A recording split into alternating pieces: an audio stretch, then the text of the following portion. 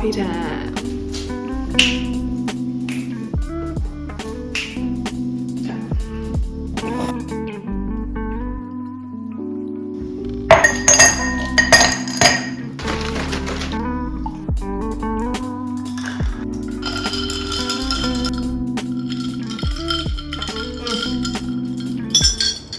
Hello and welcome back to my channel. I'm so happy that you're here. As you can see from today's title, I'm going to be answering questions that you guys have asked me. Yeah, so let's get started. I always check like a million times to make sure that it's on because no way I'm talking this much and it's not going to be recorded. As you can see, very different setup, little bit of a story behind this. I'm filming again because why? This is my Q&A, and you can see the intro, different day, different setup. I filmed this a few days ago, and then as I was editing it, I was like, I don't like my answers. Like, I felt that day, I think I was actually arguing with Garrett, not in like the best place to be filming. I didn't really want to film, but I like need to get this video out. And then I was rushed, like Millie didn't sleep that long, so then Garrett was watching her, and like it was just not, I don't know. I feel like I'm now making excuses, but I didn't really put a lot of thought into the questions, and I just kind of answered them. And as I was editing it, I was like, you know what, like I'm not happy with this video. I don't feel confident about what I was saying behind the camera. And so here I am again, another day, and I've really taken like to heart and putting even in some research for some of these questions that were asked. So let's get started. I have Garrett ordered me in a coffee. Kind of a crazy week that has happened.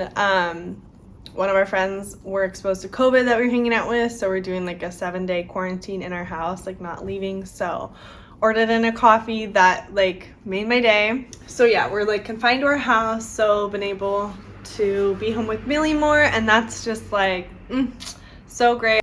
Anyway, just taking like extra precautions and following the government protocols here in Thailand, and just self-quarantining and testing, and just making sure that we are not spreading any, you know, the thing that I'm not allowed to say.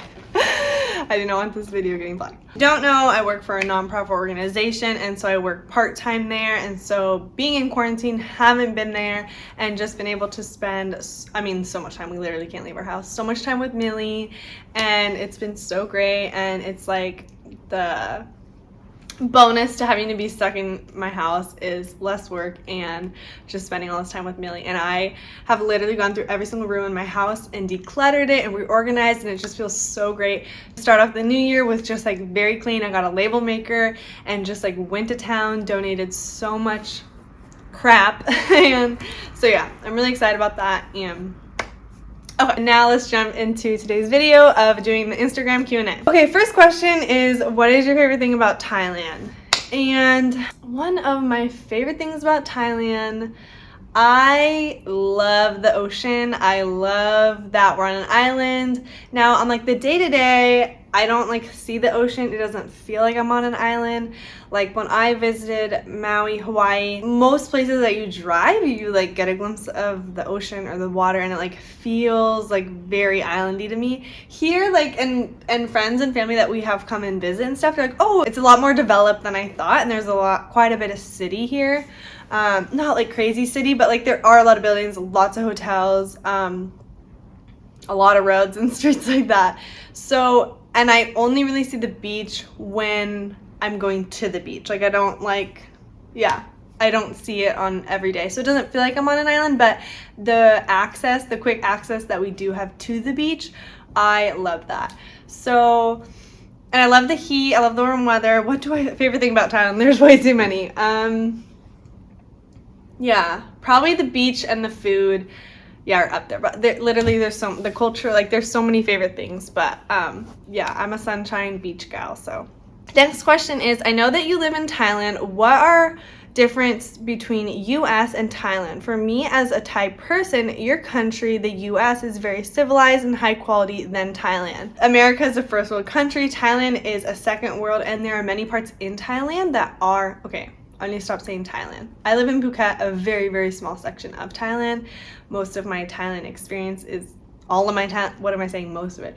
All of my Thailand experience is in Phuket. So when I'm talking about Thailand, I'm referencing to Phuket, which is quite, it's one of the nicest places in Thailand to live. So I need to keep that in mind. Yeah, Thailand is second world country and America is first world country. So of course America is gonna have, I would say, better school systems, better infrastructure, better education, better resources to things that Thailand just doesn't have. What are the differences? There's so many and just totally different cultures, and a huge mindset and mind shift in moving to Thailand is I'm going to be living in Thailand. I'm not going to be living in America. So I need to stop trying to spend time, money, resources to make Thailand like America.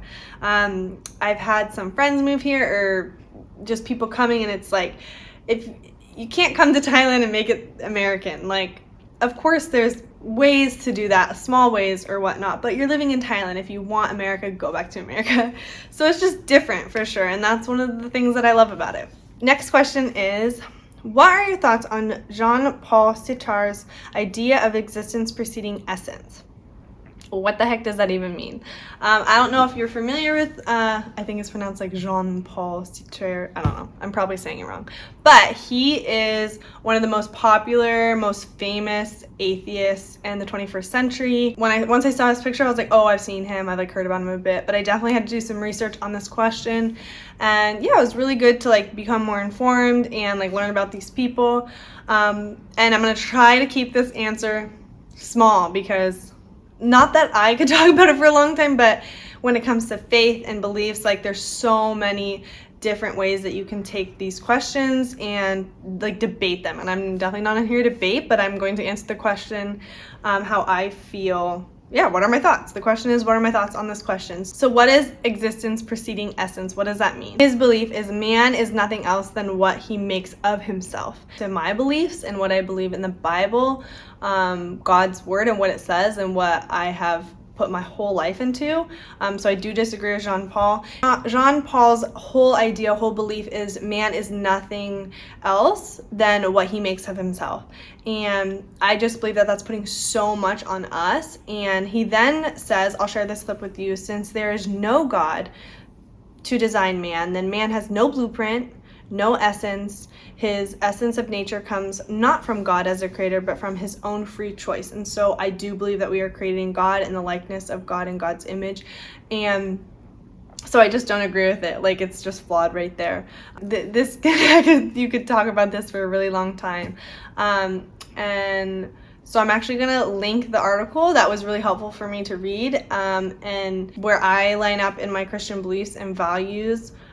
Just don't agree with Jean-Paul's theory and thesis, and so I'd love for you to give it a read. It's really great for us to educate ourselves on these people and topics and learn different beliefs and things like that. Next question is, what is the one thing that you could not live without? So besides the Bible and my family and a roof over my head and all those things, right? Just I don't know. So if I'm gonna go serious, the Bible, I would say. What's one thing you can't live without? God's truth in my life. I need that every day. Now, then you get logical, okay, there's a physical Bible, but then I could get an audiobook. Is that the same thing? But right off the bat, I'm gonna have to say coffee. Okay, you know what? I could live without it, and I have done times where I'm not drinking it, but water? I don't know. Can't live without water. Next question. Are you a missionary? Yes, I am. My husband and I moved to Thailand. In 1 month, it will be 3 years that we have lived in Phuket, Thailand, and God put it on our hearts about 3.5, maybe 4 years ago to come and serve him in Phuket, Thailand, pick up our lives in America, bring them to Phuket, use the gifts and the talents that God has placed in our lives to serve the people in the community of Phuket. And so I work directly with Thai people. My job is more in the Thai community, and then my husband's job is working at an international church, so he's not necessarily involved too much in the Thai community, but he's working with a lot of expats and with literally people from all over the world. So his job is really cool, getting to meet people from all over the world, all different kinds of culture, all different kinds of languages, and it's really unique. But yes, we are missionaries here serving the Lord. Next question is favorite Bible verse at the moment. And I literally just wrote it down the other day, and I'm working on memorizing it, but definitely not yet. It's Philippians. It's found in Philippians 2:7-11. But emptying himself by taking the form of a servant in human form, he humbled himself by becoming obedient to the point of death, even death on a cross. Therefore, God has highly exalted him and bestowed on him the name that is above every name, so that at the name of Jesus every knee should bow in heaven and on earth and under the earth, and every tongue confess that Jesus Christ is Lord, to the glory of God our Father. Definitely need some work on memorizing that, but that Bible verse just like gives me chills and is just like a huge reminder of like what God has done in my life, and like a glimpse at the world, and just like hope that I can find in that verse. So hope it was encouraging to you. Got this one a few times. Next question. Got this one a few times. When's baby number 2 coming? When is your next baby? Are you pregnant? Totally up to the Lord. Definitely some planning. I'm a planner. I like control. So, but honestly, the more I plan in my life, the more God, I think, just kind of laughs and shows me his way. His plans are always better. So trust me, you'll know when baby number 2 is coming, and I can't wait to share it with you guys. Next question is some recommendations for traveling overseas with a baby/toddler. And this was a great question. And although I haven't traveled like crazy too much with Millie, we've been on 2 flights and both were like very, very long travel days. It was when Millie was 2 months old. We were having some visa problems living here in Thailand. So we had an emergency trip back to the States to figure out like some logistics in our visas. And Millie was 2 months old when we traveled, and that was like a 30-hour travel day. And it's like very long flights. And but she was 2 months old, so the bonus of that is she was breastfeeding. She was really small. She slept a lot. I could like hold her. It wasn't a big problem, and she was really great. I don't even know if she cried, but she wasn't verbal. She wasn't walking. She wasn't eating regular food. So it was like easy on that sense. And when your baby is, I believe it's a certain like kilo or pounds, either pounds or age, maybe it's like 1.5, 1 or under or something,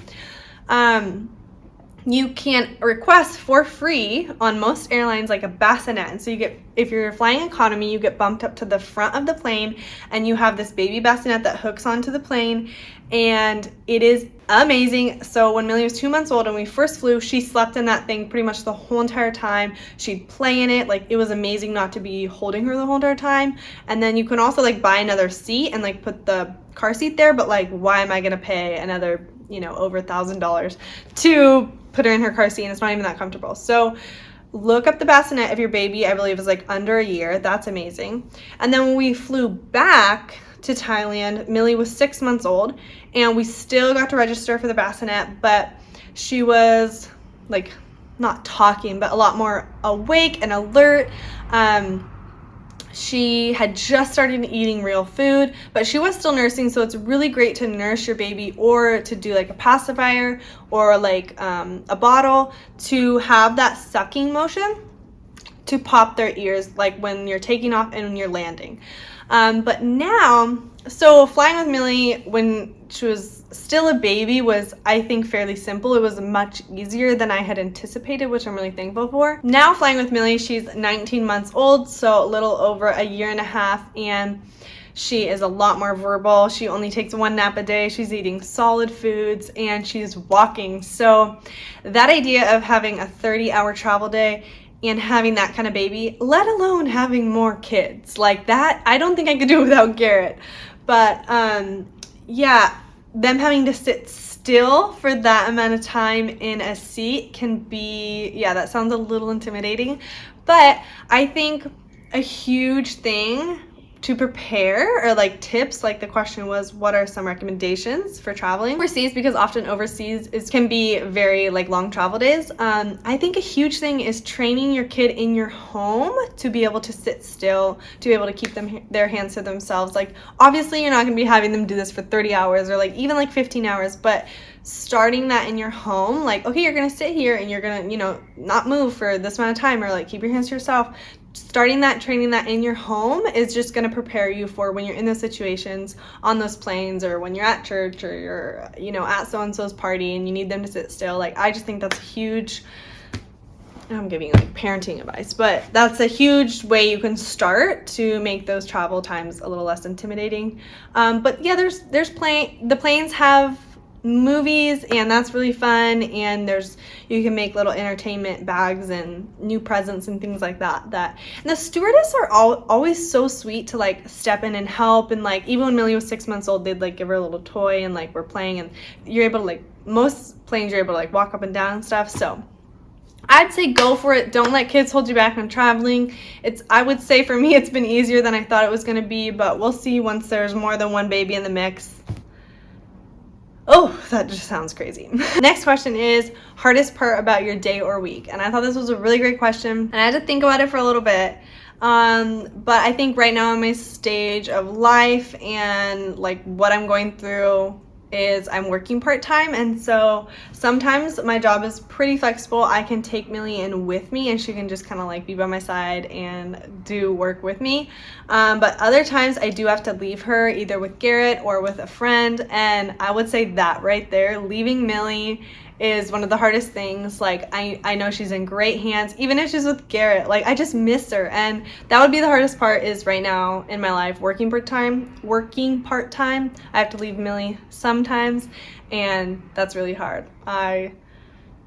Props to any working mommies out there who can do that. Yeah, it's hard. Please like this video and subscribe if you'd like to see more of how I live an intentional life, healthy life, watching my family grow and my marriage grow. And so yeah, I hope you guys stay along for the ride, and I really appreciate your support and the views and the comments and likes. It seriously means so much, and it's really fun to watch this community grow. So cheers. Bye guys.